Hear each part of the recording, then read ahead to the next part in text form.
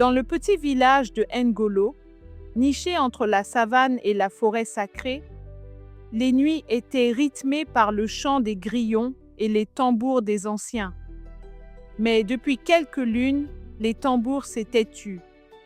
Et dans ce silence pesant, tout le monde murmurait le même nom, Aïcha.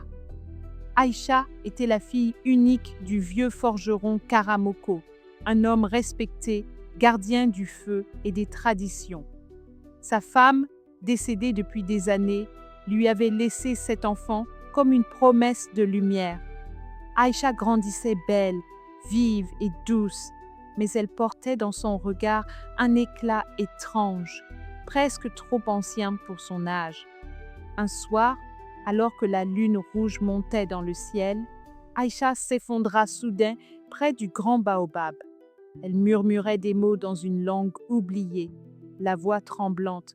Ils sont revenus, les anciens tambours. Le guérisseur du village, vieux Samba, fut appelé. Il entra dans la case, posa ses mains sur le front brûlant de la jeune fille et ferma les yeux. Quand il les rouvrit, son visage avait pâli. Ce n'est pas la maladie, Karamoko. C'est un appel. Quelqu'un a brisé un serment ancien. Le vieux forgeron sentit son cœur se serrer. Il savait. Des années plus tôt, dans un moment de désespoir, il avait fondu le métal du tambour sacré pour forger une amulette de protection à sa fille. Ce tambour appartenait au cercle des ancêtres et nul ne devait y toucher.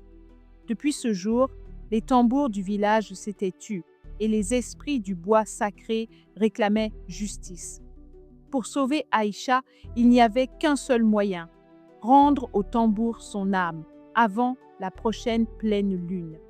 Mais le métal fondu avait disparu dans l'amulette qu'Aïcha portait au cou, un simple bijou que Karamoko ne pouvait détruire sans risquer la vie de son enfant. Alors, il décida de faire l'impensable. Sous la lueur des torches, il entra seul dans la forêt interdite, portant son marteau et une offrande. Au centre du bois, les tambours invisibles recommencèrent à battre, lents, profonds, comme le cœur d'un géant endormi. Karamoko s'agenouilla. « Esprit du feu et du fer, reprenez ce qui vous appartient, mais laissez mon enfant vivre. » Le sol vibra. Le métal de l'amulette se détacha lentement, fondant comme de l'or liquide, et s'éleva dans les airs. Une dernière étincelle jaillit du ciel, puis tout s'apaisa. Le lendemain, le village s'éveilla au son d'un tambour lointain. Aïcha se leva, saine, souriante, ignorant tout de ce qui s'était passé. Mais Karamoko, lui, ne revint jamais. On dit qu'au cœur de la forêt, parmi les racines du grand baobab, le battement du tambour de Karamoko résonne encore, veillant sur ceux qui osent aimer plus que leur propre vie. L'amour véritable défie les lois des hommes, mais il doit toujours respecter celles des ancêtres.